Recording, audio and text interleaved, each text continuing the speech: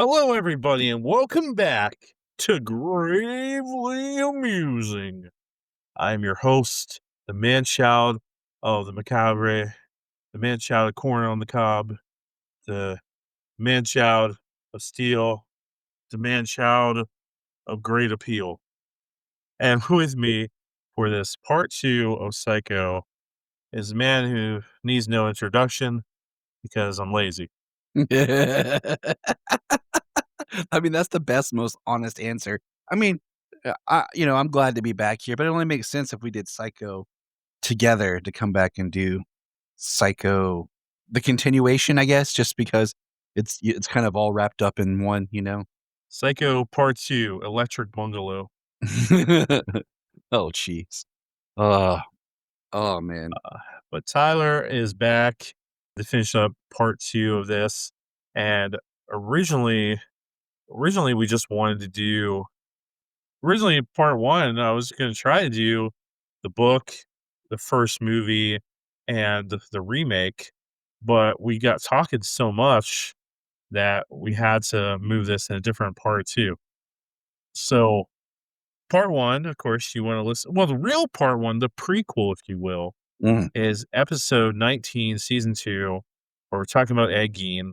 That is the real prequel, if you will. And then last week we talked about the first Psycho movie, how it came to be, how the book came, how Ed Gein inspired it. And today we're talking strictly the rest of the Psycho franchise. And Tyler and I are movie guys. Tyler is director on his own. So I like his opinion because we watch a lot of horror movies together. We do. So his opinion matters. And before we get cooking here, Tyler invited me on a date today, and it was actually a like a threesome date. It was kind of weird, and our and Tyler's friend Joey was there, and the three of us we went and saw Weapons, and I just gotta say, I would say I love that movie. All I'm gonna say is I had no expectations for it. I didn't know what to think or what I was going in for, and I enjoyed it because it was something different all around. Like, it felt like it broke a lot of horror tropes.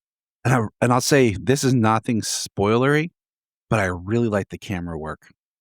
Yes, camera work was really, really good. The the following of some characters and the the the camera work there, just showing some of the scary parts, if you will, or scary moments, was just really, really awesome. And I think what made this movie even better for me, Tyler, was that it doesn't go in the direction I thought it was gonna go. Right. That's what I'm saying. It Like, was refreshing in different ways. and that's probably why I loved it even more because, like, looking at the trailer, you're just seeing, like, a bunch of kids leave their house at 2:17 in the morning, and they disappear into the darkness, and, like, why all these kids? And I'm thinking that somewhat spoiler alert, somewhat spoiler alert. I'm thinking that this is gonna be like some alien signal or something, or some type of hypnosis thing, something like that. And this movie was something totally different than what I thought it would be. So I extremely recommend that movie. Like, extremely. It is a breath of fresh air in the horror genre. It is something you're not suspecting. I would put this right under Sinners. If you like horror and you just want something that's gonna be a little bit different that you can't really predict and figure out how it all works out, this is a could be a good movie for you to, like, just cleanse your palate. Because I really Yeah, feel nice like nice palate cleanser. Yeah, yeah. 'cause, and it's one of those, like, going with the least amount of knowledge. Because that was when I watched the first trailer, and that's where I left it. I didn't keep going. Yeah, same, same. I watched that first trailer just about kids disappearing and stuff and saw who was in the movie, and, like, yeah, it just really Yeah, it was a breath of fresh air. Really loved it. Really, really loved it. So yeah, so greatly amusing gives the movie Weapons 4 out of 5 skulls. Nice. Sinners would be 5 out of 5. This Yes. 4 out of 5. Like really, really good. But I think Sinners is better. That's why I'm getting the Sinners. I'd say Yeah, Sinners is 5 out of it 5. is Yeah, for sure. because I don't have, like after seeing Sinners, I don't have, like, "Oh, I would have done this. I would have done this." With this movie, I'm like, there's a few things I would have tweaked, but, Yeah, for sure. um, so So but yeah. speaking of good movies, okay. So Tyler, let's get right into the nitty gritty, okay. All right. So we know that in the Psycho franchise, that the first Psycho movie by Hitchcock was not it. The first novel by Robert Bloch was not it to this whole story of Norman Bates. Mhm, Um, mhm, More had to happen. So after Robert Bloch writes Psycho 1, he decides to write some more some more Psycho books. So in 1982, okay, so he wrote the original book in 1959, but he does write the second book in 1982. And this might be, I would say this is the trigger of probably why they made more movies. Because I think, like, the book came out in 1982, and you're muted, by the way, if you're trying to say something. The movie came out in 1983, this Psycho 2, but the book comes out in 1982. So Robert Bloch, he continues the story of Norman Bates beyond the original Psycho novel. And I didn't read all of these books. I just kind of skimmed it and kind of did some research because when I was reading the summary of the book or whatever, mhm. it didn't really seem like it was going to be anything good. So for you readers out there, because I do work in the library, so I gotta break this down for you. The Psycho 2 book, it basically it opens years after Psycho 1, of course. Norman Bates has been locked away in asylum since the events of first book. He escapes following a deadly fire at the hospital, and he's presumed dead, but Mhm. his body is never found. The story then shifts to Hollywood, where it turns out a film is being based on the Norman Bates case, and they're calling the movie Crazy Lady. Yeah, very They creative. could come up with a better title. You could definitely come up with a better title. I'm like, my gosh.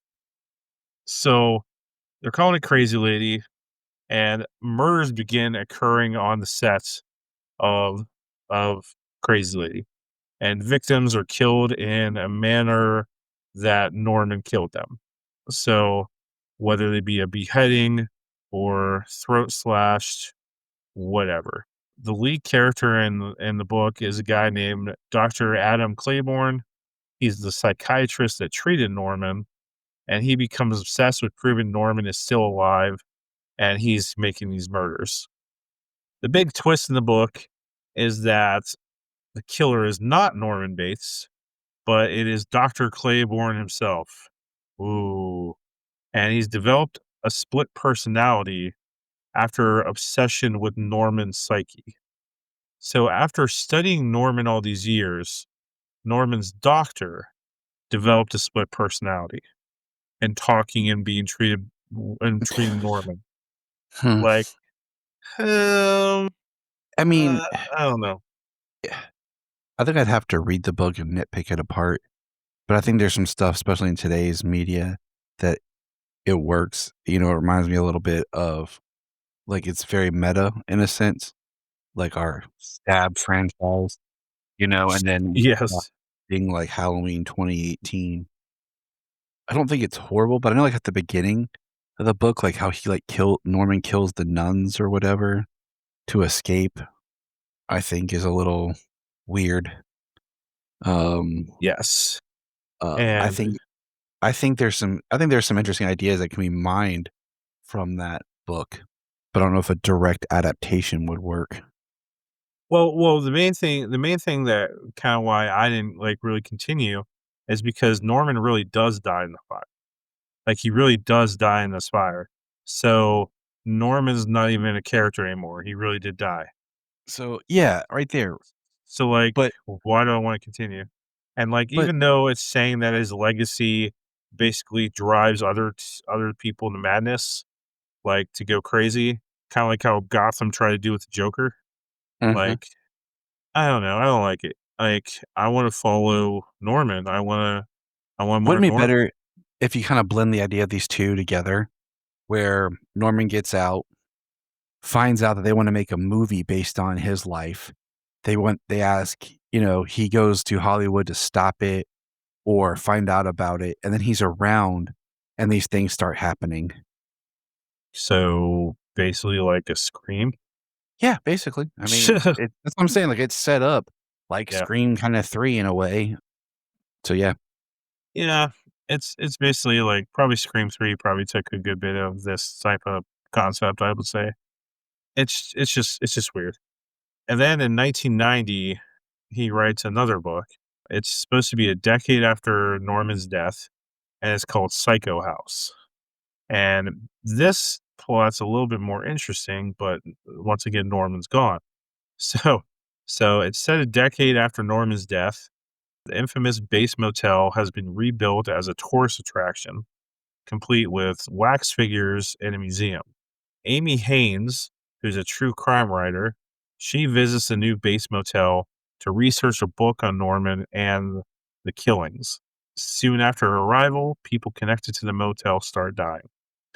Amy investigates and uncovers that someone may be trying to resurrect Norman's legend or cover up a new killing spree. And the climax reveals that the killer is a stern man inspired by Norman, trying to bring him back symbolically by continuing his crimes. Amy survives, exposes the killer, brings an end to the latest wave of terror at the Bates property, and yeah, none of these are connected to the films. The movie that came, Psycho 2 that came out, has a very different plot, a much better plot, in my opinion. And these books are kind of like more of a satire, kind of like the meta way you were saying. They're more of a satire aimed at like the media, psychiatry, and the public's fascination with serial killers, as he wrote these in the 80s and 90s. So, not really kind of, I don't know. It's just weird. The Um, 3rd one sounds interesting, like, it makes me think about, like, the idea they tried to do for Blair Witch 2, where the idea was, oh "Oh, yeah, the first yeah. Blair Witch was all fake, but so many people now, just because there was a movie, believe it, and they're kind of making their belief come to life."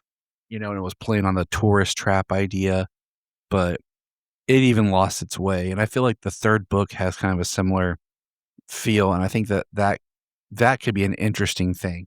Is like how people almost create their own madness. So, Well, we all go a little mad sometimes, Tyler. we do. You're just not okay. All right. Well, let's get into this Psycho franchise. So, and the movies and wise. So, my first question to you is: would you have made this a one and done?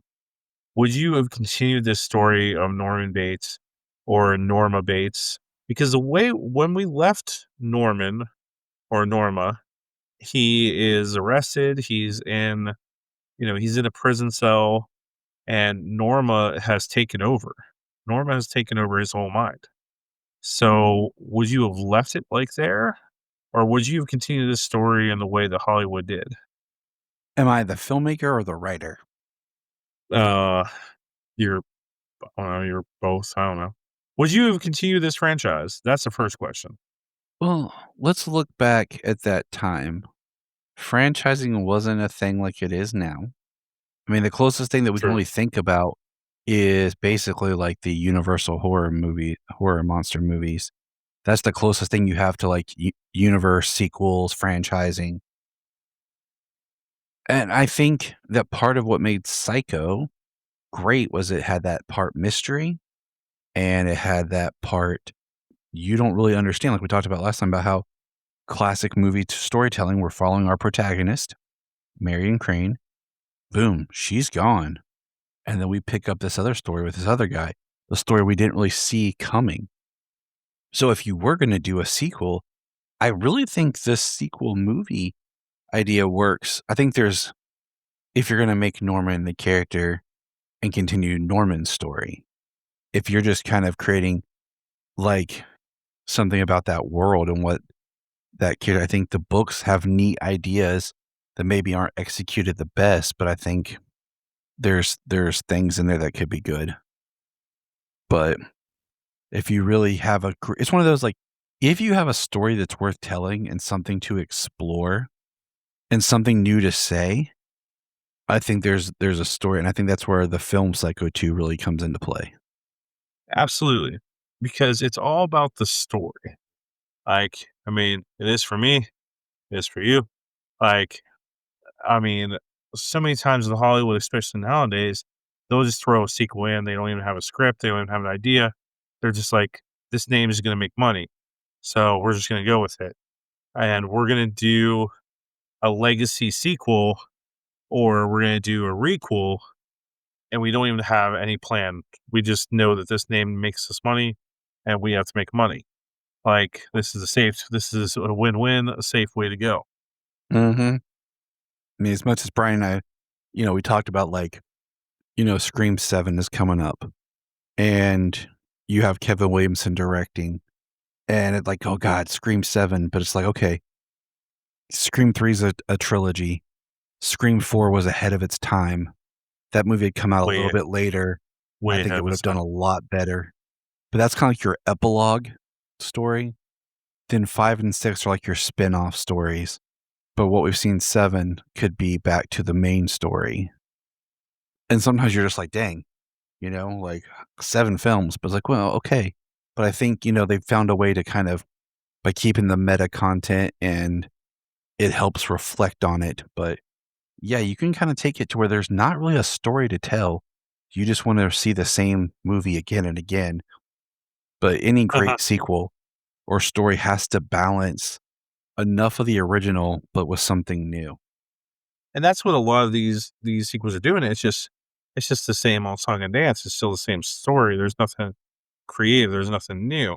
And that's why Psycho 2 is such, in my opinion, an amazing sequel. Like, I think this movie had no business to being as good as it was, in my opinion. Like, It took me forever to even have interest in watching it just because I'm like, "How do you do a sequel to Psycho?" And then it kinda was, like, out of my mind. I did see part of it when I was younger, but then, you get older and you're like, start to reevaluate things and like, "Okay, what does this offer?" I think it offers a lot. And and also, like, I wanna make clear here, like, this movie is a legacy sequel. Like, well, this no, sorry. This movie really is just a sequel. A sequel. Yeah. Yes. Because we were debating about this, like, your one of your podcasts is Requel, where Yeah. like a reboot sequel. Yeah, which is for Excuse me. people, the best way to sum that up is Jurassic World and Star Wars: Force Awakens, where they kind of are remaking the original film, but they're doing it in a way where it's a sequel and a reboot and a remake all wrapped into the same. And I guess Scream 5 in some ways, but that's where you start to get on the fence of legacy sequels and stuff, but Well, okay, so legacy sequel would be your I'm trying to remember everything we said. The legacy sequel is your sequel to original movie with new characters, but your main purpose is not to reboot it and start a story with the new characters. It's you're continuing the original story, just having maybe the son of something or the son of a character, daughter of a character, and continuing that original story. Whereas that requel or, whatever is we're going to continue that story, but we're giving you all new characters and we're continuing with the new characters. Would you Yeah. say? Would you agree with that? I mean, that's the best way is, like, legacy sequel has something to do with where it's been a large amount of time. It has stronger connection to the original, and it's continuing the story with some original characters. Requels or re you know, ruby re reboot sequels, basically, like Jurassic World, is continuing that franchise and what happened with the park, but we have all new characters except, Doctor Wu, who was a minor character in the first film, but nobody else is in Jurassic World, and a lot of the plot beats of that film are Jurassic Park, just tweaked. So it's like a reboot and a sequel together. Yes. Yeah. Absolutely. Absolutely. So let's get into this movie here. So this movie, Psycho 2, had the return of Anthony Perkins as Norman Bates. So same actor doing the role, and we get the return of Vera Miles as Lila. Now, Lila was Marion's sister, who brought down Norman Bates, who found his mother's body in the basement at the end of Psycho 1, and was trying to track down what happened to her sister Marion and helped catch Norman Bates. So this movie is 22 years later. Norman is being released from the mental institution, and in the courtroom when he's being released is Lila Loomis, which is Lila, Marion's sister, and she is now, interestingly, she married Sam in these 20 years. That's called So trauma bonding. that is trauma bumping to the max. That is So trauma bonding, you know? trauma bonding, Mhm. I thought you said bumping, trauma bumping, Well, I mean, that's well, what they ended up doing, but they they did both went just the through a bumping loss, around. and they bonded together over it, and it goes back to what you were saying last time about how the relationship of Sam and Marion is much different in the film than it was in the book. So, like in the book, like, this makes even more sense because, like I said in our part 1, Sam barely had a relationship with Marion, like, and when Lila shows up at his door to say her sister's missing, Sam just kisses her thinking it's Marion, and, like, he has no sense of urgency to find out what's going on with Marion. Like, he's like, "Oh, the cops will handle it, they'll figure it out." There's no sense of urgency. So for Lila to marry Sam and have this relationship, it just kind of makes more sense. It's Yeah, it makes much more sense. And in the movie, like he really did care about her. Like, they had much more of a relationship. So it's very interesting that they end up marrying each other and Lila gets more Mm, of what Marion wanted. mhm. Like Interesting. Like, Lila got to go to school, she got to be successful, she got to go to, fashion school, and then in the end, Lila gets one more thing Marion wanted.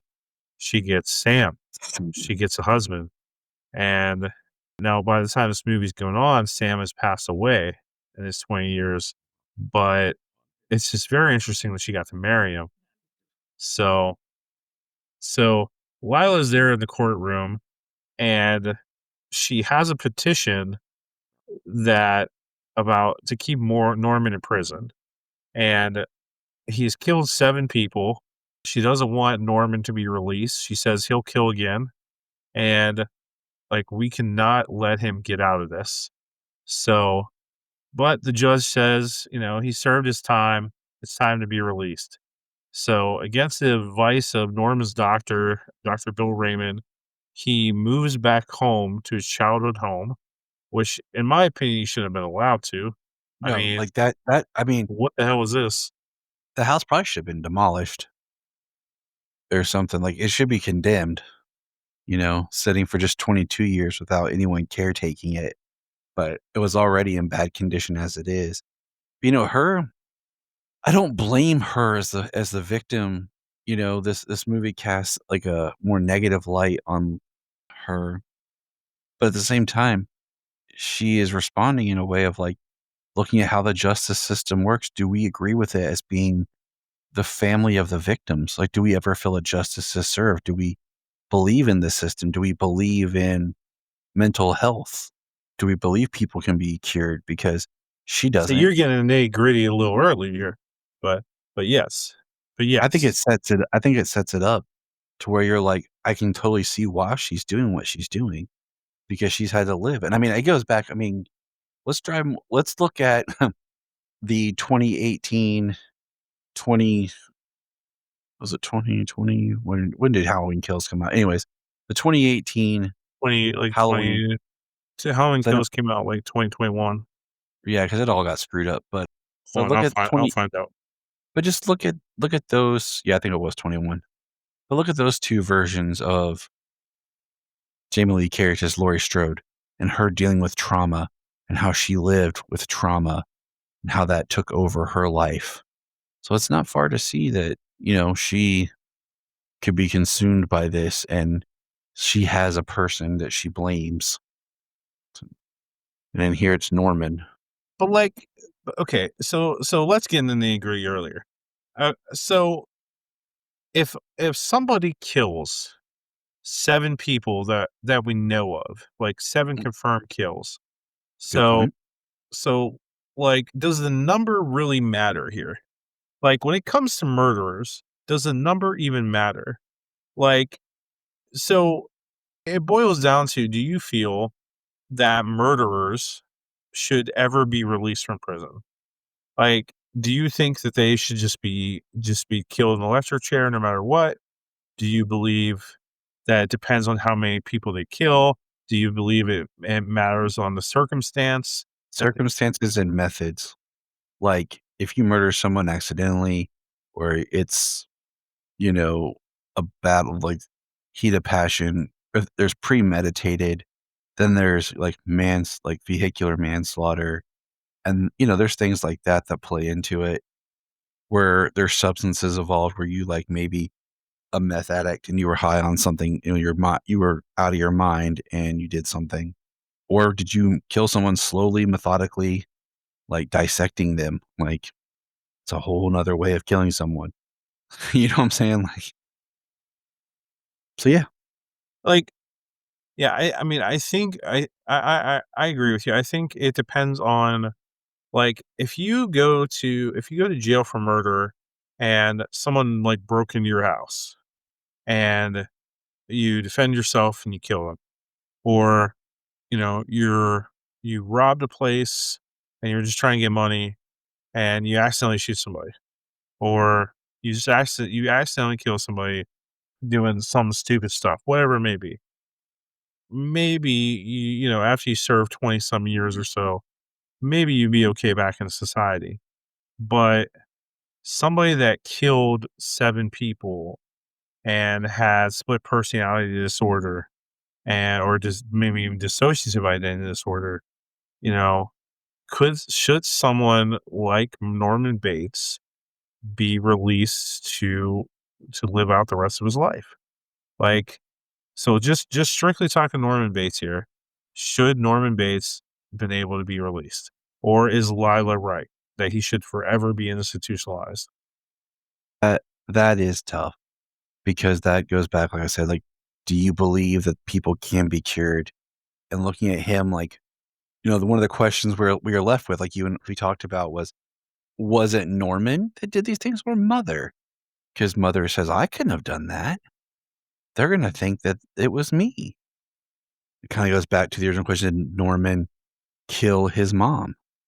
And so was Norman always the problem, and Mother was trying to take care of Norman, but he used his mother to cover for him. So it really makes what is the core attributes that was his triggers and caused this behavior from the beginning.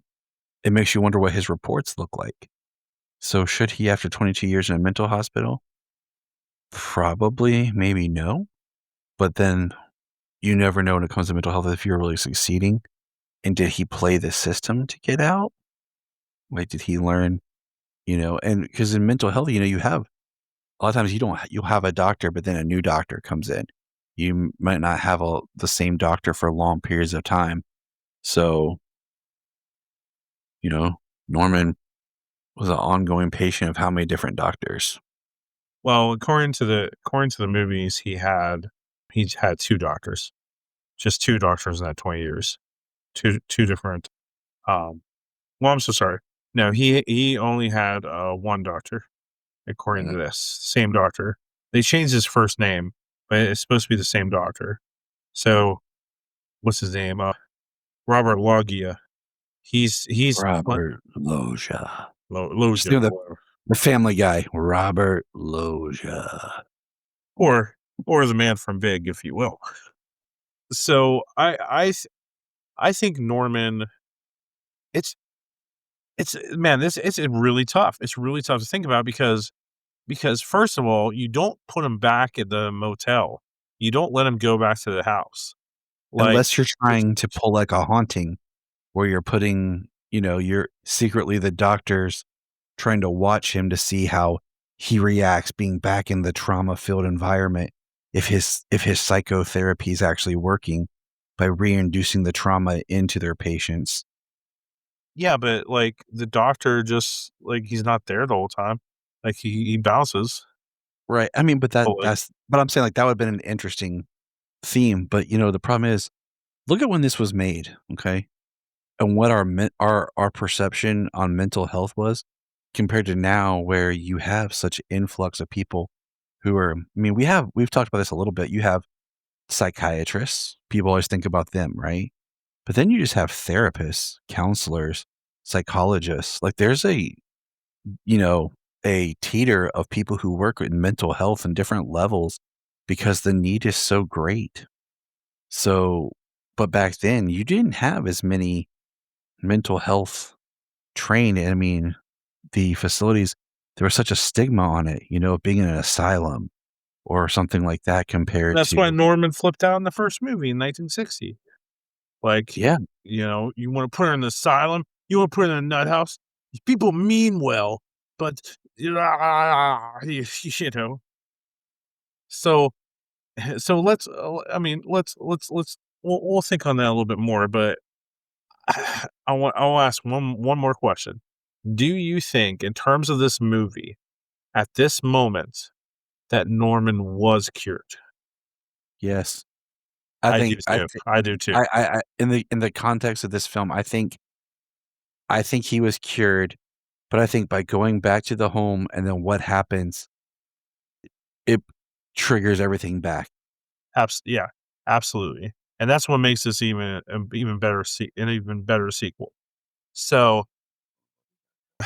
Norman does get released, and it turns out that the doctor has set him up with a job at a diner in town that's not too far from the motel, not too far from the house, but the doctor does say to him that, "We got you the job at the diner, but I'd like you to stay somewhere else. I'd like you these memories are really strong. I'd like you to stay somewhere else." But Norman thinks that he's cured. He thinks that, this will he Norman even says, like, "This will be the test." Like, going back there and, "I'm cured, doctor. I think I can pull this off."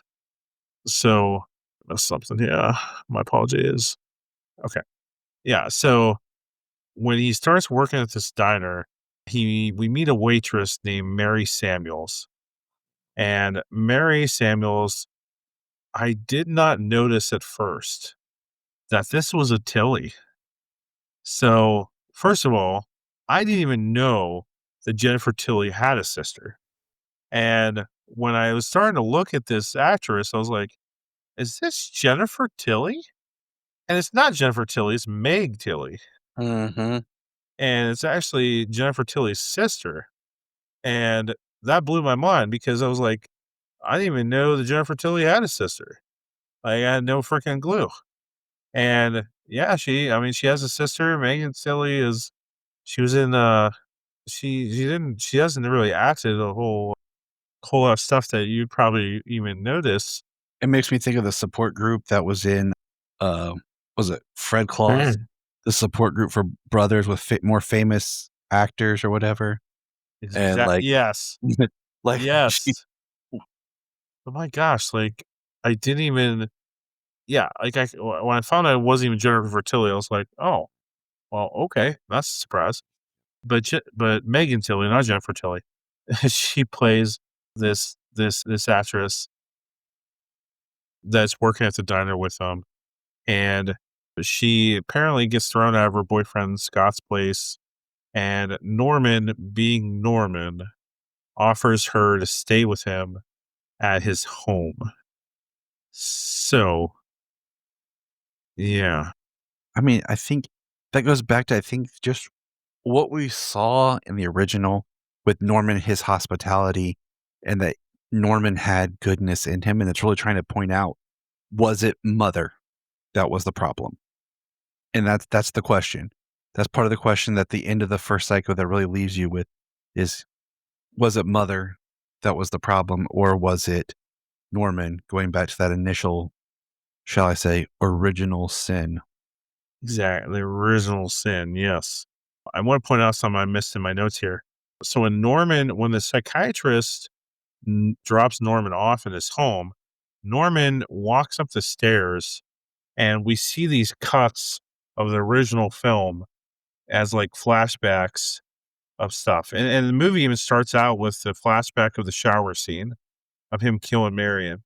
And when he gets in the home, he checks the phone at the top of the stairs and he sees a first note in this movie. And the note is from his mother. And it says, Norman, I'll be home late to fix your dinner. Love, Mom. Now, do you believe that that note was actually a note that was really from his mom that was left all this time? Because I didn't check the handwriting in the other notes, but do you think that that was a note from his mom or that was a note from people messing with them, which we're gonna get to in a second?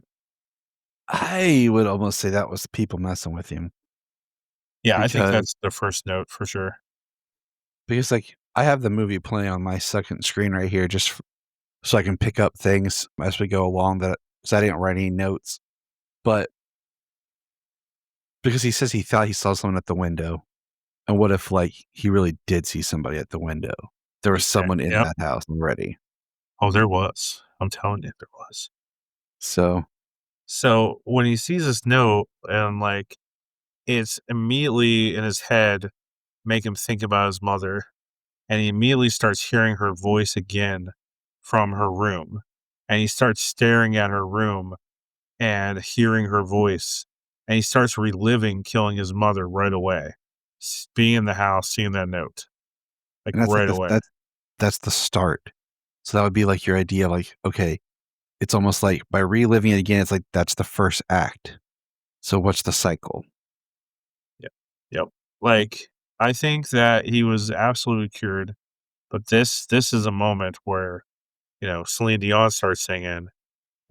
It's all coming back. It's all coming back to me now. It makes you wonder if they would have started where, like, maybe Norman had got out, went to live somewhere else, was thriving, and after, like, 6 months or a year or something, something happens that he has to go back to the town or something. Something calls him out or something, and he has to go back there. So you have this kind of more like he's been sane for a while. Okay, shelf that because the twist in the end of the movie, that would be a good reason for him to go back. Okay, okay, okay. Like I'm just the kinda just thinking as we're going through here because I really do think no, this is a well-conceived sequel, like, really. yeah. So So what happens next? So Norman, says to her, like, you can come stay at the motel with me, and it's no problem. He's just trying to help her out. He probably does think he obviously thinks she's cute, but I think the basis of Norman is that he really does want to help. I don't think at this time Norman's trying to get a little something something. I think Norman generally is trying to be nice. Like there is a part of Norman that he just wants to help people, but I think with Marion, he wanted to help her. He knew she was in a trap like he was, and he was drawn to that, the Norman personality of him. I think But he's also lonely, just period. Like, oh, yeah, yeah. is this the whole point that the motel doesn't get a lot of people, a lot of traffic, nothing, and he's there constantly by himself. So, And he's and then just when like, how bad he wanted Marion to talk to him still. Just sit and there then and talk. she insulted mother. She did. And I mean, that's really why he went after her, because he's Saul mom. But, but also in this scene where she's staying with him that first night, uh, you know, he when they're working at the diner together, he sees a note on the menu tray for him calling out orders, and he sees a note from mother again. So it's now 2 notes of people messing with him, and the mother trying to talk to him, and he breaks, or no, I'm sorry, she breaks the plate, and he takes the blame as Mhm. things are kinda going on. So and as they go to the motel, it starts to rain just like that night with Marion all over again. I also in my notes put that when he's gonna get her a place or a room at the motel, he almost grabs cabin 1, which is Yeah. the cabin that he gave that Marion died in. But it's But also, like, a reaction because, like, how like, if you think you're giving out rooms, where do you start? 1, 2, 3, and, like, you go far. So, like, it's the first key, but if you look how many other keys are missing until he goes to, like, a key. yep. So, And well, also he might have wanted to watch her. I don't know if he's May there yet. I don't think you don't he's think there he's yet. there that no? I don't think he's there yet. Like, I think it might have just been a almost muscle memory. I'm willing to go more with that. It's like this is the first cabin, like, you know, 12 rooms, 12 vacancies. You know, but I think it was a memory thing, but it was meant to us to like those that saw the first movie realize what that was. That like Mhm. he stopped himself because that's where Mary died. And he doesn't want her to die too. Like Right. he doesn't want to recreate the whole thing. But so Norman does still own this motel, but in the meantime, it's got a new manager, a guy named Mr. Warren, and a guy named Warren Toomey. And Dennis Franz. what's that? Dennis Franz, if you're into NYPD Blue, which Was that? I mean, I knew it was Dennis Franz, but isn't that the guy in NYPD Blue that kept showing his yeah, ass? I think so. Yeah, I it was never like an watched the show. ongoing joke. Well, it was like an ongoing joke in like other like maybe like Family Guy or like Simpsons, but like Dude, Family it Guy's been around so long, they make fun of themselves, and it feels relevant. right. I just feel like in the context of this movie, we have yet to reach where we really need to fear Norman. I feel like he's doing okay. Like, he's trying to be good, and it also is like oh, I'm trying to think of another movie it's similar where someone, like, had a tragedy they've actually tried to change, but no one's, like, really giving them the chance to. So they just basically default to being the bad guy because that's what everybody wants them to be. Scarface. Yeah, Scarface. Now there's something else, I can't think of it. No, man, there's a whole scene in the restaurant with Scarface. You know, you need me to be the bad guy. You You know know, how long it's been since I've seen Scarface? it should be 6 minutes because that movie's fantastic. Should be watching it all day, every day. But you need me to be the bad guy. Say hello to my little friend. That's what Norman was saying to You just Mary. looked like Adam Sandler doing an impression of, of Pacino. Oh, squeak, oh, squeak, what's gonna do? What's gonna do? You're hilarious. I know. Why don't you go back in your hole? Now you're like the Happy Gilmore meets the Waterboy. Say, I And know. interesting, he goes to make tea, It was and then it was nice. blessed. It was blessed by an Escobar bed. It's the purest water in the world. And mama said I should kill this bitch. So Norman finds out that the new manager there is basically like running drugs out of the motel Probably and charges by the hour. charges by the hour, running drugs out of this. He's a huge perv. Like he's really absolutely disgusting. And Norm is like, "I want you gone. I want you out of here in the morning." And in the midst of that, of telling this guy that he needs to go, you know, he also finds out that there are kids that run up to his house as well, and they're, like, banging in the basement or in the fruit cellar where his mom's body was. So, the motel was a party motel with doing drugs. People are, like, banging in his basement. So, Norman's just, like he's just on edge here about dealing with all this crap. Like, he wants the motel to be decent. He wants it to, like, make money. And Toomey says to him, like, "My guests are having fun. I'm making money. What happened to your guests? Oh, yeah, you killed them all." Like It's messed up. like, another trigger thing there as well. But we also need to point out that the name of this girl in this movie is Mary, just like his first victim, his victim in Psycho 1. In the Um, book, her name is Mary. Remember in the movie, it was Mary Hunn. Mary, yeah, oh, yeah, but the book was Mary. My apologies. Whatever. No, no, I'm just saying, like, it's kind of a sleight of hand, like, if you're not paying attention, what do you call it? Oh, the names are similar, but you might not think of it. Yeah, it's just and it's all intentional there. So the rest this movie plays like him working at the diner and dealing with Mary and like Toomey there is we see like all these things triggering him. People are like someone's leaving a note claiming to be mother. And and also when he's in the kitchen with Mary in the house, he he sees a bunch of tea in a cupboard and there's a canister next to that tea and he gets very shaken. And that's the canister. They don't tell you why until you don't find out what that canister was about until Psycho 4. Like, that's how, like, this was just, like, a like, placement there, but that was the canister that had the poison in it they kill his mother kill his mother with. So, like, he is shaken to see this canister, and and he like, this is the other weird thing, I don't know if you saw this part, but, like, he makes Mary a sandwich just like he made Marion in the first movie, and Mhm. she's like, "Do you have any way to cut it?" Like, she can't pick up this small sandwich and just eat the damn thing. She wants it cut in half, and she's like, "You must have a knife somewhere." Like, and she pulls open drawers, and he sees this butcher knife, and it's the butcher knife that he killed people with, probably, and he starts seeing blood with it, and, like, of course, it's gonna be a flashback, and he's, like, playing everything.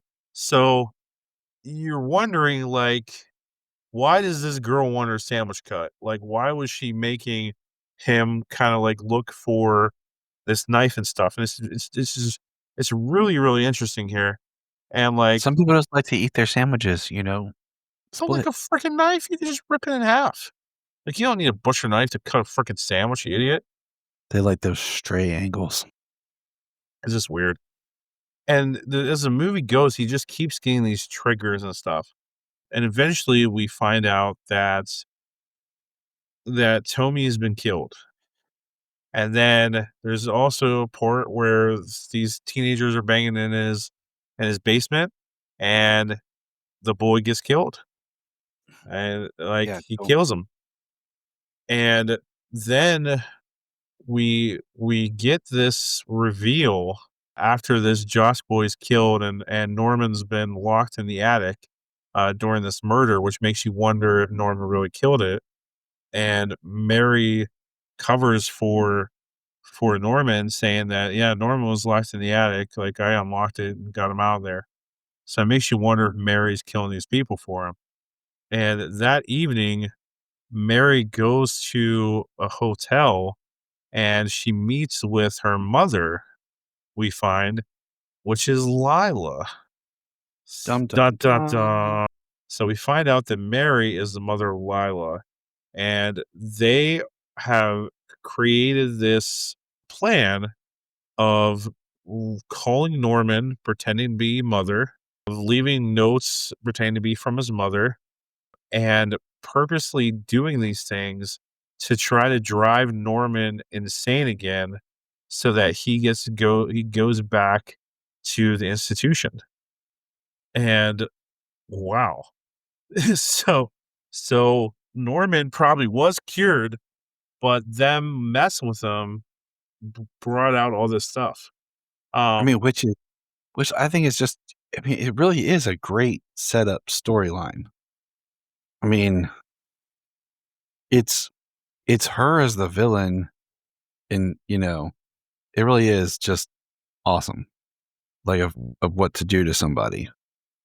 like, oh my gosh. And then like like and one of the best parts is Lila has this mother costume in the basement, and it's under like a stone in the basement.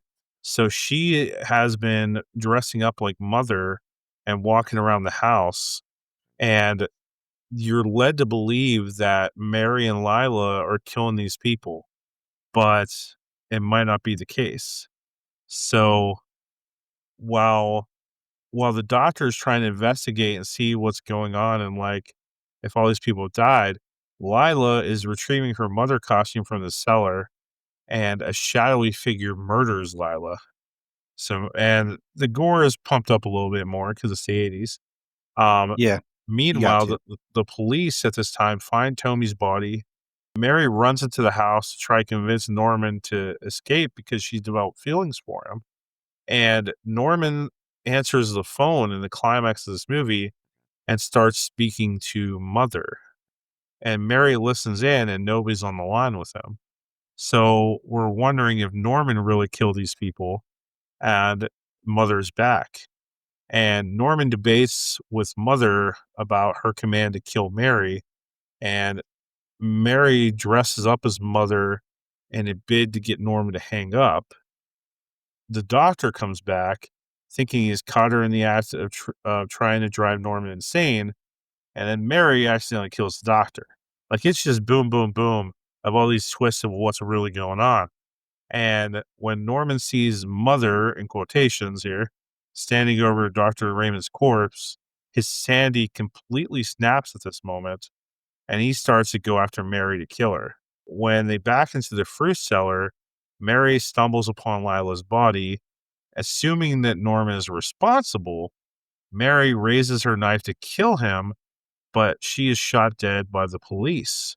So then the police believe that Mary was messing up with Norman and was killing all these people, and that's what we're led to believe.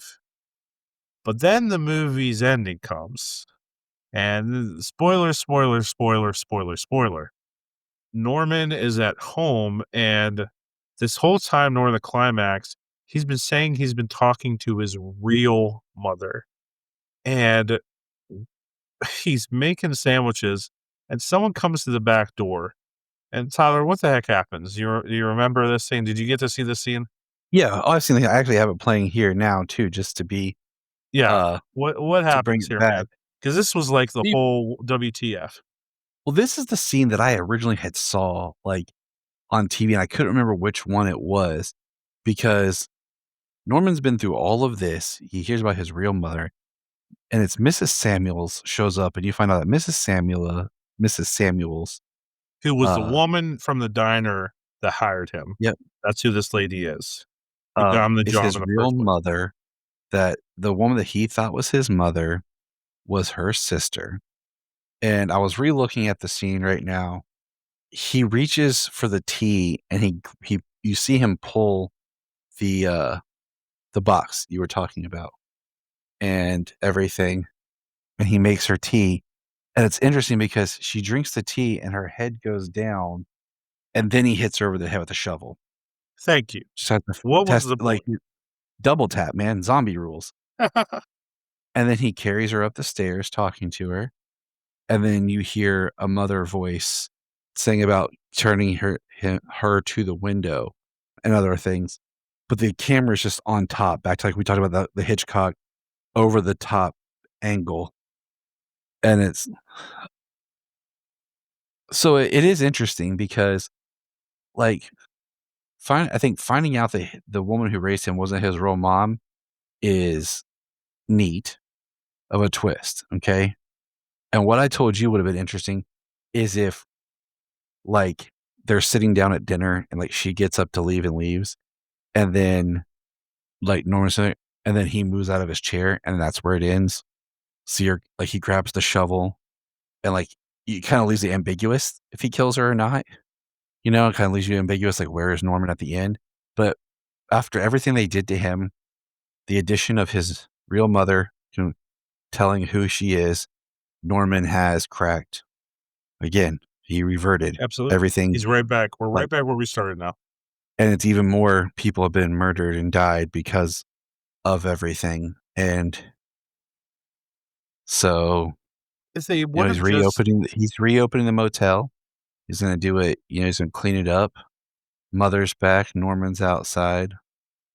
it's so so I'm gonna ask you these questions. So, did Psycho 2 make you get sympathy for Norman again? Like, in Psycho 1, you said that you kinda, like Norman's likable until he kills Marion. Like, when you first meet him, he's somewhat likable, that's the whole point. He just seems like a lonely guy, and then he kills Marion, and then you're like, "Oh, well, this dude's a killer." Or you're led to believe that he killed her, you know, or you think Mother killed her, so my apologies.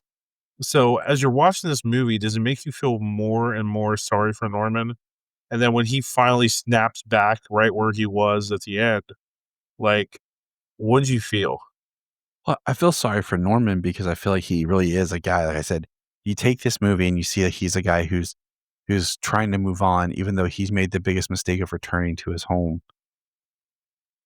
And then what everyone else has done has put him back to where, you know, he was. And it's like now it's become where he can never escape it. He's never gonna be able this trauma because he's like we said, he repeated the cycle. You know, he killed his mother again and he's repeating the cycle. And we're right back where we were. And, like, how do you wait, hold on a second. I'm so sorry. I missed something. There's no reason okay. I wanna make sure I didn't miss something as we transfer into Psycho 3 here. So, how do you feel about this woman saying, "I'm your real mother"? How do you feel about this retcon? Like, do you feel that this is what we need to get this franchise back on track, that we needed this retcon to have him have his mother back, kinda? Do you feel that this was stupid? Does this feel like such a stretch that they wanted to get this back to kind of the way it was, that they needed to throw this in? Like, what do you feel?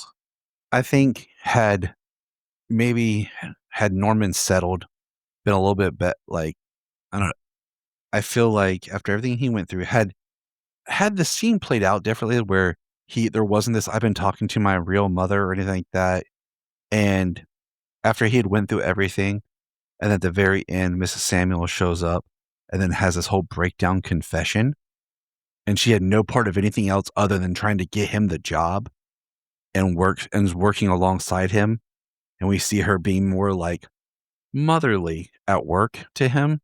And then at the end, after what happens, he comes home and like she's waiting for him and he's like, "Oh, why are you here?" And she's like, "I just need to talk to you." And she breaks down and tells him the whole story about, "I am really your mother," and all this. And then when she does that, that's what snaps him into this like trauma, like of everything about mother's alive, mother must die. And after There everything he you go. went There you through, go.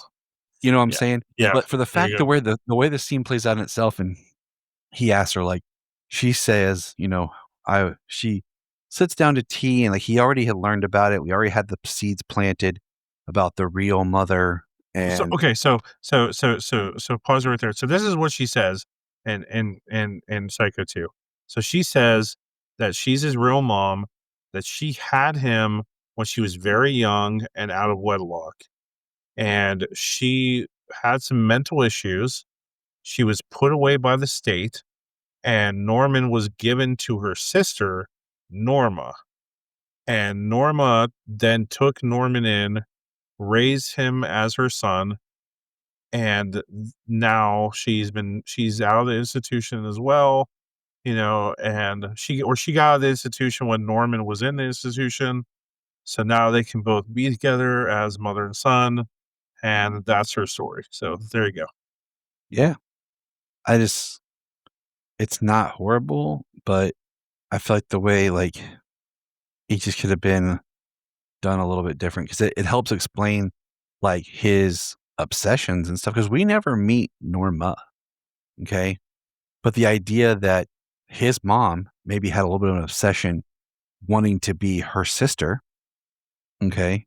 So she names her son after her sister, There you go. and then you can draw parallels between the 2 sisters of Marion and Lila, you know? Okay, you're jumping into Psycho Hey, 3 Psycho 3 stuff. Well, no, let's transition. I have not watched Psycho 3. I did check out, like, a video talking about it and everything because it was Anthony Perkins' directorial debut, It but I was, feel like for sure. I wouldn't mind watching it. I was waiting for it from the library, and it still hasn't shown up yet. Well, I'm sorry, my But friend. I feel like Psycho 2 ends, and I feel like, what else do you do? So tell us, Brian, Well, what I'll else do tell you you what think you you do? do. You retcon that ending. You just retcon again. Psycho 3, it okay, Psycho 3 is not atrocious. It's not. It's not atrocious, but I feel like Anthony Perkins knows his character. He's played it's been his main thing. Psycho 3 did not make as much as Psycho 2. It only made a profit of like $6 million. Psycho 3 did. Anthony Perkins is his directorial debut, but like this is now just like a few months later, and Norman still was working at the motel. He's running it, whatever. He has a preserved corpse of Emma Spool, who told him, she was his real mom. Um, Spool. Why do I keep saying Samuels? I miss it with Sam Loomis. I don't know. It's been a because long day. because it's Yeah, because Lila's last name was, Mary said her last name was Samuels. that's what it was. See, Yeah, I knew there was a reason. I had Samuels on the brain. My you did. apologies. You're okay. So we get this whole story with this like suicidal nun, and I forget what her name is. What the heck's her name? Her initials are MC. Maureen Coyle is her name, and she's like this mentally stable suicidal nun, and like she leaves the church because she's a nut, and she runs into this dude named Dwayne who tries to rape her in the night. And Dwayne starts working at the motel, and like it's just it's this movie is 80s horror to the total. Like, Yeah. we have this nun thing, so we're pulling from Freddy Krueger, even though, well, this movie was before Freddy Krueger, and it revealed his mom was a nun. But like, this movie is just a mess. But so the only thing I really want to hit on and talk about here is the retcon of the mother already. Like, we we we already get the retcon here. Like, yeah. So the retcon here, if I can find my notes here, my apologies. So so Psycho 3 is really like it's Psycho 3 is Norman running the motel with mom, and you're really seeing him be full killer, full Norman. So if Psycho 3 is anything, it's it's taken away that mask that Norman is this safe, good person. Because in this movie, he's just killing the people that are douchebags. And like, yeah. So, but they retcon this whole story with Emma Spool, his mother, and excuse me. And a month later, Mrs. Spool murder like remains undiscovered, and she's thought missing. But Norman has begun this new murder spree, and we find out that this whole actual truth of Norman's mom is that Emma Spool was in fact Norman's aunt, but she wanted Norma's life, which is what Tyler was talking about a bit ago. And she wanted Norman's real father. And she was with Norman's father, and Norman's father, John, left Emma and went for Norma, her sister. So Spoil goes crazy and kidnaps Norman, thinking that the child was really hers, even though Norma gave birth to the kid. So, like, how could it be really hers? And she goes into the institution and gets arrested for stealing Norman as a child and trying to take Norman and like be Norma. Yeah. So interesting. And Emma kills Norman's father. So that's why Norman's father is not around, because Emma was the one that killed Norman's father and kind of started that whole thing, because Norman's dad was a whore. So that retcon, we like, so this retcon about who is his real mom, it's just I don't know. It was like, what was the point of doing this in Psycho 2? If It feels like it's one of those where you have 2 writers having a pissing match of, "No, I didn't like that. I'm gonna undo everything you just did because I think I'm more clever than you." So, boom. But then we enter Psycho 4 and we get a retcon again. So in Psycho 4, it's retcon again that Emma Spool didn't even exist. Like, so Psycho 4 is called The Beginning, and we're hearing about Norman. So Psycho 4 is interesting. So Norman so at the end of Psycho 3, he burns down the house. He finally destroys the place. He burns down Emma's body, his fake mother, and he says, "I'm finally free." And now it's like years later, and Norman is married to some nurse, and he finds out that she's pregnant, and he's going to have an offspring, and he's freaked out about that because he was very careful. He didn't want to have children because he didn't want his children to be sick and have mental problems like him. So he calls into this radio station that's talking about, you know, killers that have killed their mothers, and he says that I'm going to kill my wife, and yeah, that's what I'm doing, and I killed my mom. And the whole movie is this flashback of how he killed his mom and how he's gonna kill his wife. And it's like, it's just really weird.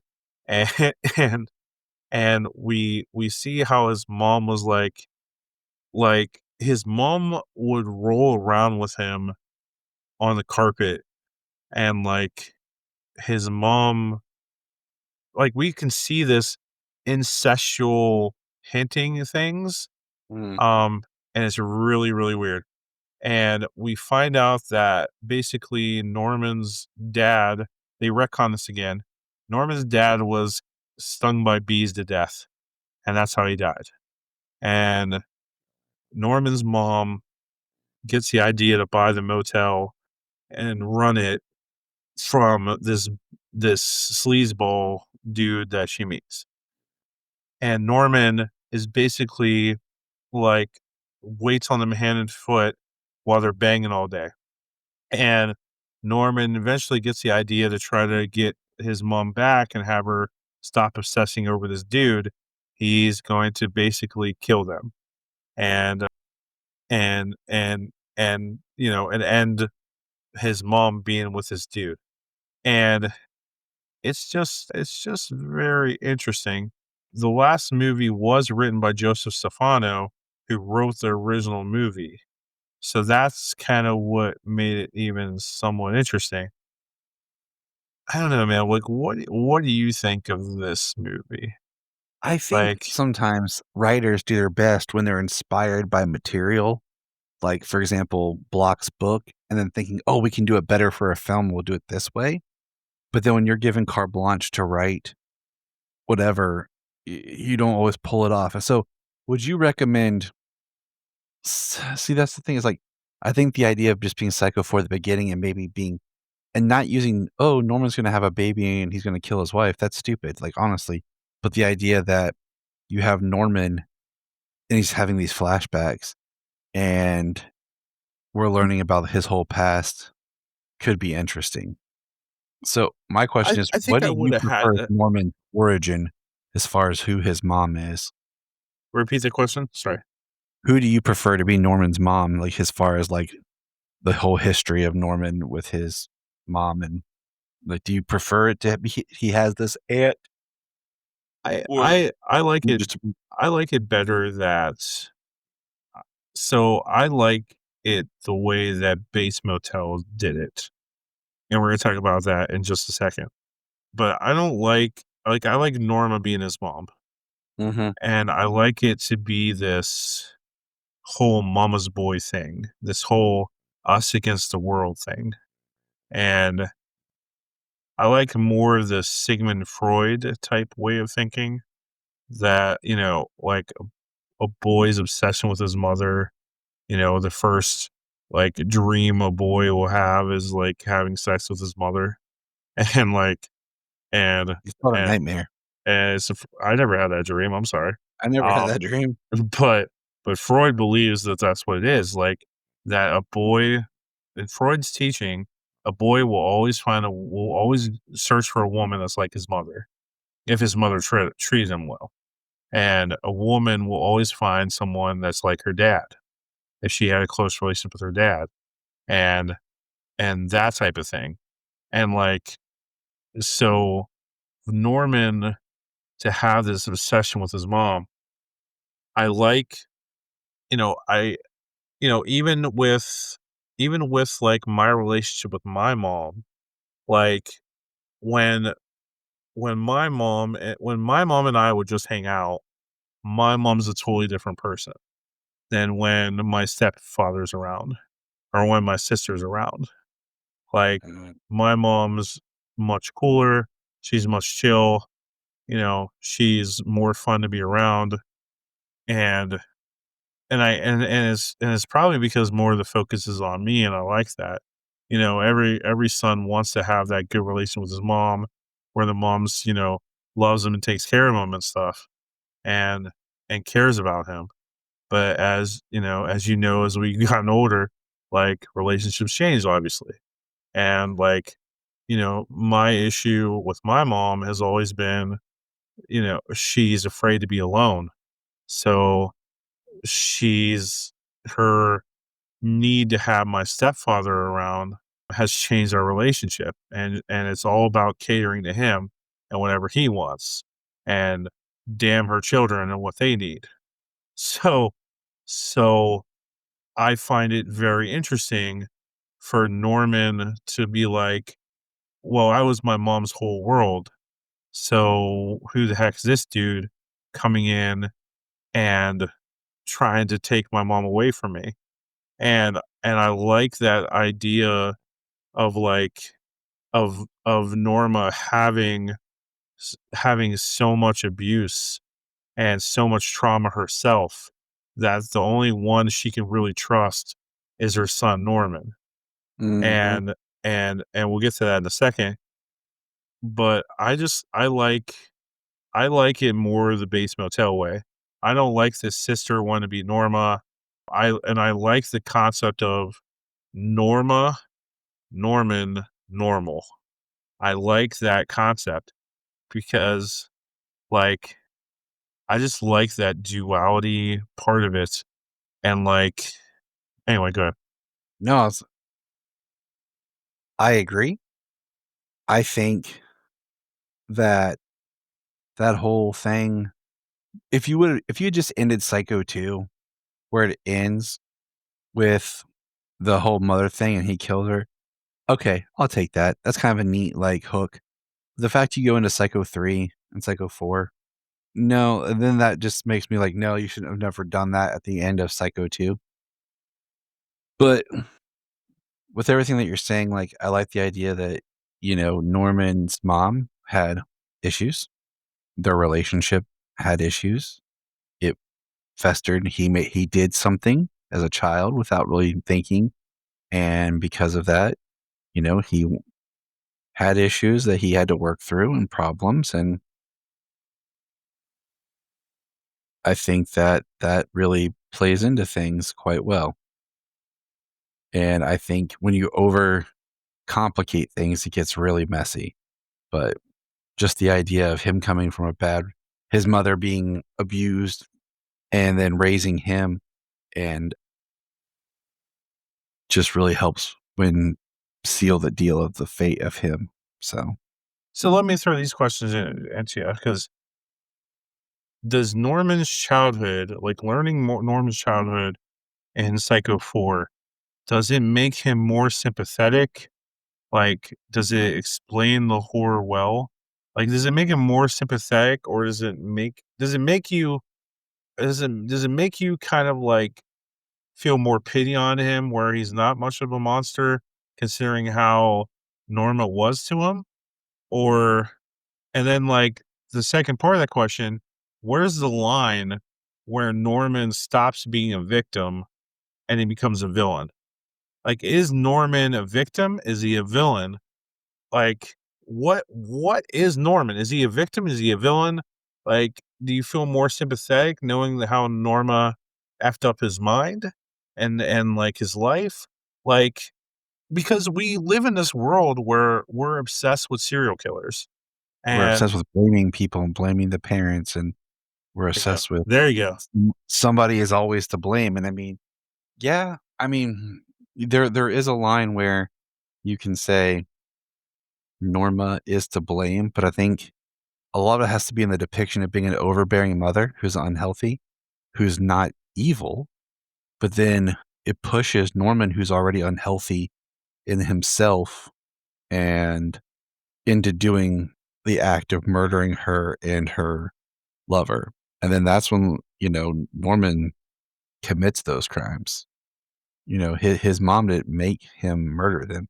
He did that. And it wasn't, I think you have to walk that line of she's, a unhealthy parent, but she's not abusing him. She's not molesting him. She still is a mother who loves her child, but she might not be the best parent, but then he becomes obsessed with her because that's all he knows. So in Exactly.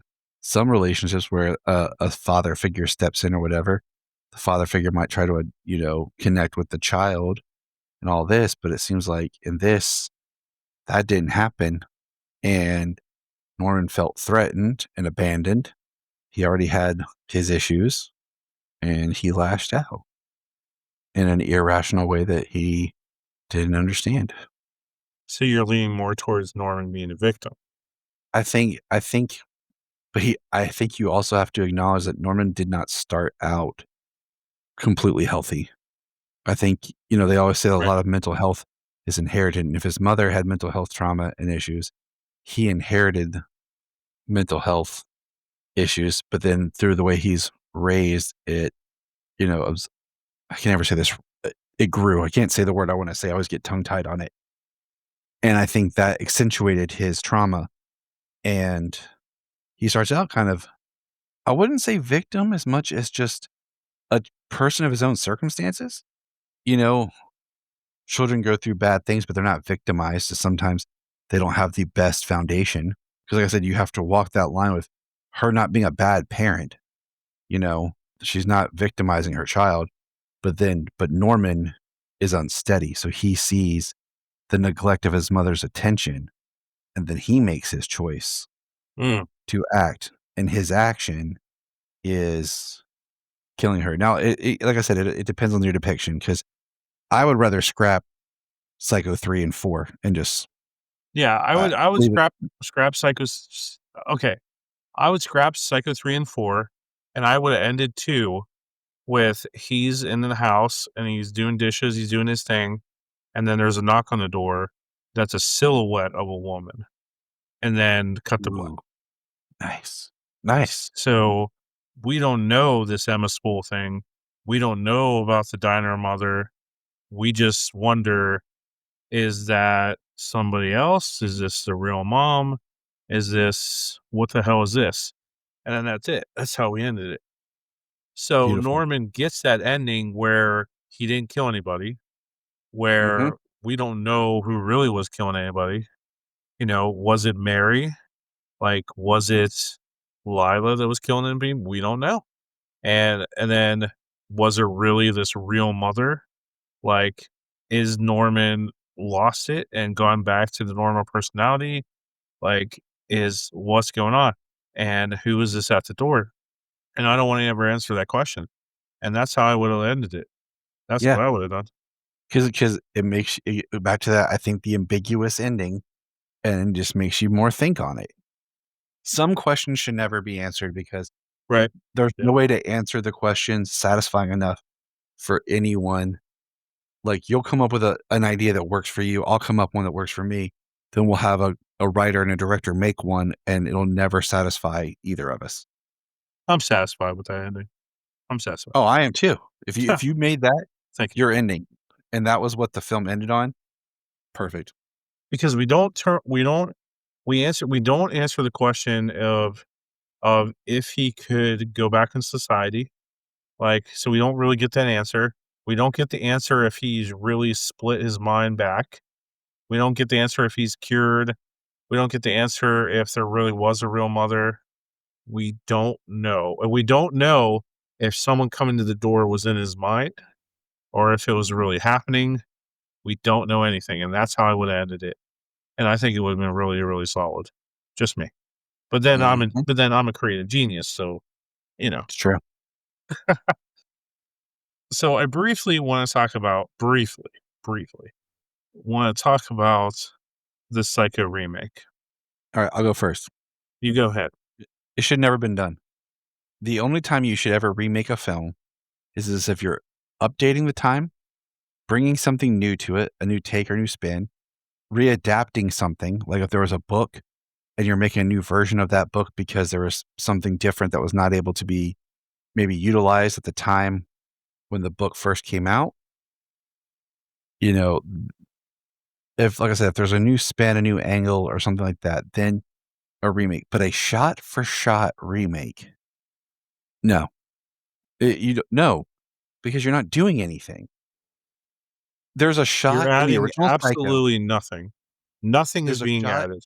in the original Psycho, okay, where Arbogast pulls up, and because they did not wanna change the angle the way Hitchcock had, if you watch, he pulls up and he slides over and gets out on the passenger side of the car, okay? Yes, yes, yes. Yes, I Because had of that in how my notes as Hitchcock well.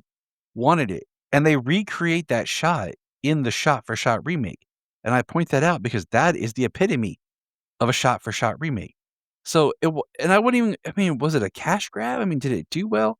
All I remember was thinking like, "This is not needed," because what editor wants the task of having to try to re-edit and make us the same, thing? Because you're remaking Alfred Hitchcock's Psycho. You're not going back and making Robert Blanc's Psycho. Now, if you made There it Robert is. Blanc's There it is. Psycho, There it is. that would be different. And Which then you could again, have done. Which you could have done with Vince Vaughn. You could have done because the original, like this in this remake, Vince Vaughn fits more with Robert Bloch's Norman Bates. Like mhm, he's not completely slim. He looks a little creepy. He looks awkward. Vince Vaughn as Norman Bates is some of the worst casting ever in the history of whatever. Anne Hesh is Marion. What the F? Like, yeah, just keep saying it, she brother. doesn't have any elegance about her. She doesn't have any presence about her. Adding the scene where Norman's whacking off, like, That's like the one scene they're like, "Oh, that was in the book. He did that, right? We'll just put that in here." So once again, that doesn't feel right because that doesn't feel like we're doing the shot for shot remake. We're introducing well, something new it's not. I to mean, it's not Norman. really in the book. It's just like it's thought of that that's probably happening. Like, it's just somewhat implied, but like you don't need to add that. Like, oh, and then like when he's stabbing her in the shower, they, like when p somebody dies, it shows some type of, like, Halloween 2 Rob Zombie scene where, like, they're going off in their own mind and something's flashing in their mind in their last moments. I don't know what the F that was about. It It's was just it's horrible. bullshit. It's horrible, like and after it made Garbage. no money and it completely failed, like, Gus Van Sant, who directed this, he's like, "Oh, it was an experiment. It was meant to show that it can't be done." Yeah, That you don't spend a couple hundred, couple million on an experiment to just say, "Oh, can't be done." "But it could be done. I never thought that I was this to see let Yeah. it be. I got a golden ticket." No. I think what this really was is he directed Good Will Hunting, and he thought that he was the shit, and he thought that he could do anything, and then he's like, "I'm gonna redirect Psycho and show how amazing of a director I am, and I'm gonna do it for shot, and I'm gonna make it better than Hitchcock," and he How can can't you do it. how do you do it shot for shot and make it better? The way you shoot things is part of the directing. I don't know, it's trash, so listeners, don't ever watch this movie. Like, it's so bad. Just watch If you Psycho ever 1, want Psycho to 2. if you ever want to, just get up, kick yourself in the nuts, and go back to about your day. So, to wrap up this Norman Bates story and franchise story, I think you finished the show, right? I just Yeah. finished the 1st season so far because I'm just a busy guy, and I have a lot of classes I'm teaching. So so you've seen the whole thing. I've only seen part 1 of the 5 seasons of Bates Motel. What do you think of this show? Because I have a lot to say in just watching for 1 season, but go ahead. I think it is the story of how Norman just it goes back to what we were saying about, like, Norman breaking down. His mother is not completely healthy, but she's not a bad mother. What happens with Norman, because the 5th and final season is kind of like them doing Psycho.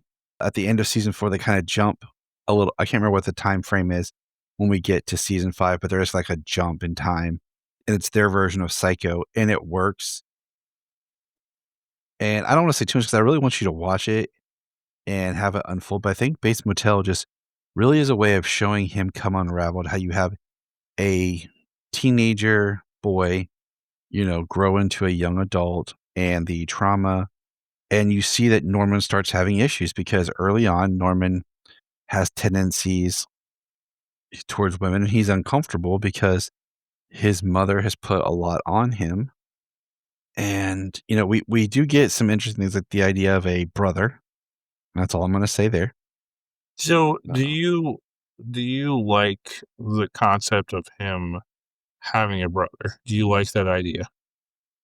I think I do because he's a half brother because it really presents something like it helps with like the nature versus nurture debates about the effects of parents, even and about having your parents' genetics versus being raised by your parents as well. They both had Norma as the mom, but what does it look like being raised by Norma compared to not? So Yep. there's a lot there. And it also gives someone that actually can love Norman and see him for who he is. I think Bates Motel is it's a really good show, first of all, of just the deconstruction of society. And they do a good way of playing with time where it feels modern yet retro at the same time. And yeah, just I think we should do a follow-up episode when you finish the show That's fair.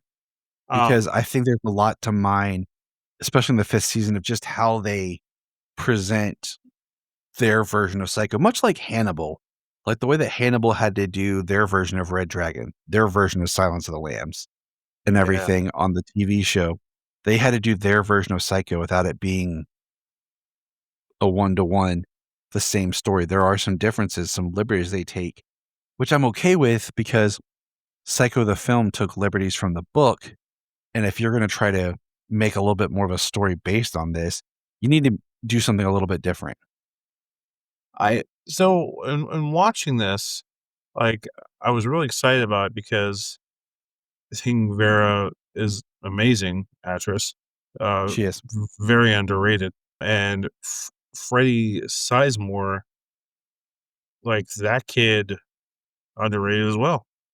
Not really a kid anymore, but, this show starts with Norman being 17 years old.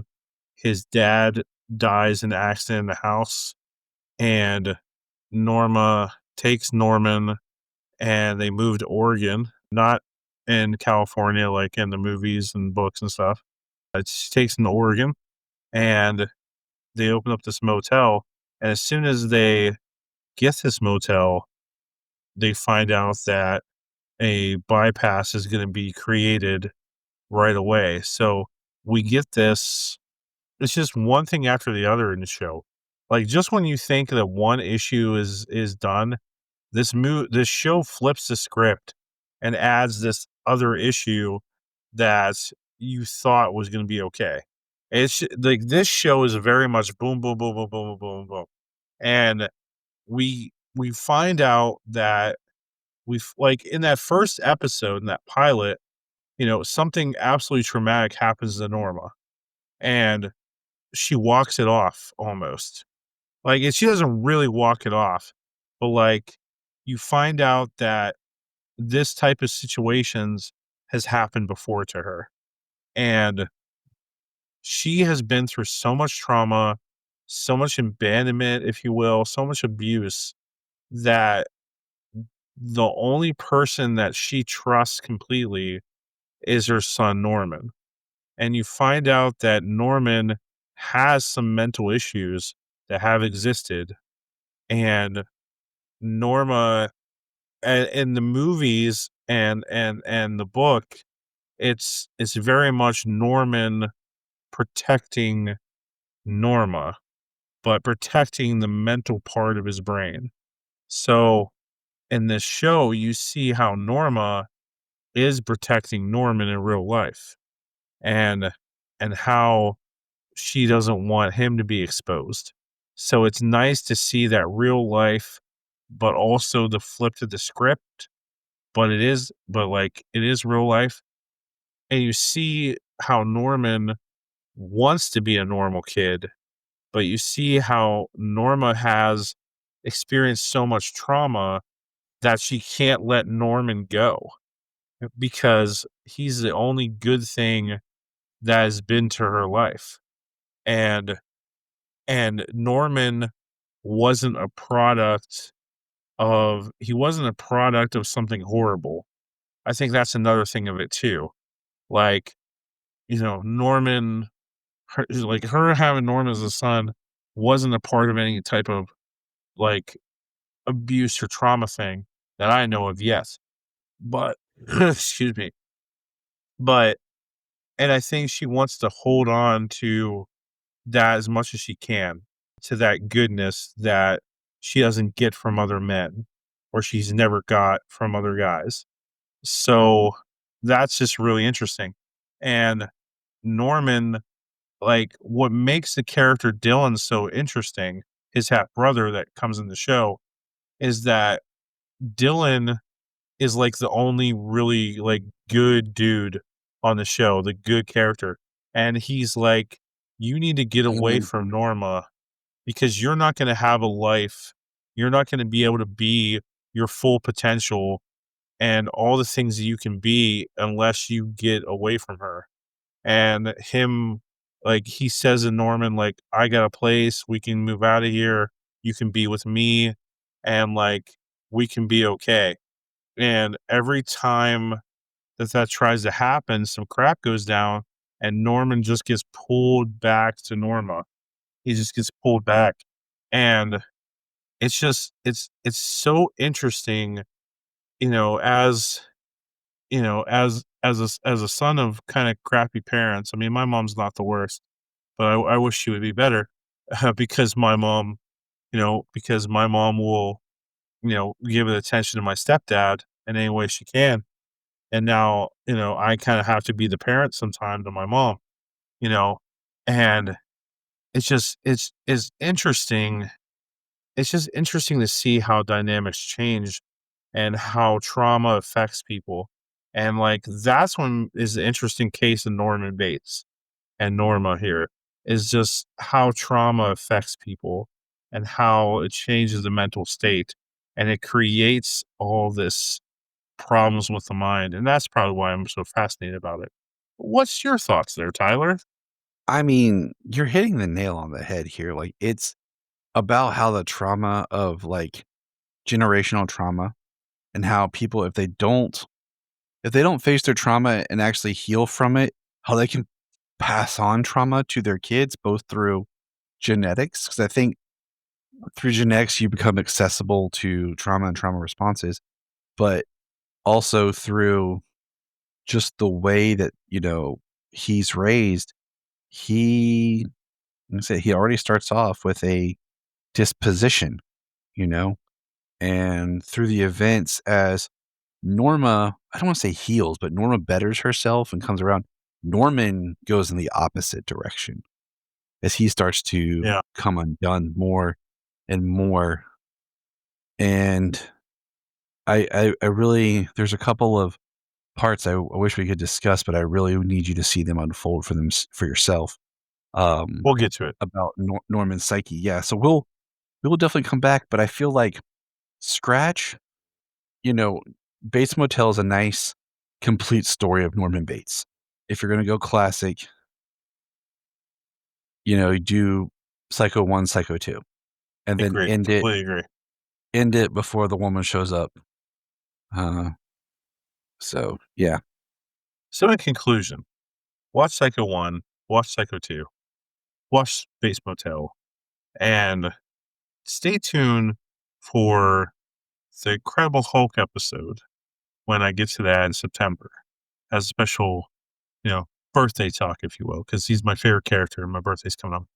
But as I talk more about how childhood trauma affects certain people, let Gravely Amusing be your horror history podcast, your pop culture podcast, your educational podcast, not only on horror movies and horror shows, but also on trauma. Just thank you very much for joining me, Tyler. And we'll probably see you again in a couple weeks for another episode of something something. But thanks for joining me, man. You're welcome. And listeners, I hope this horrified you. I hope it terrified you. And if nothing else, I hope it left you gravely amused.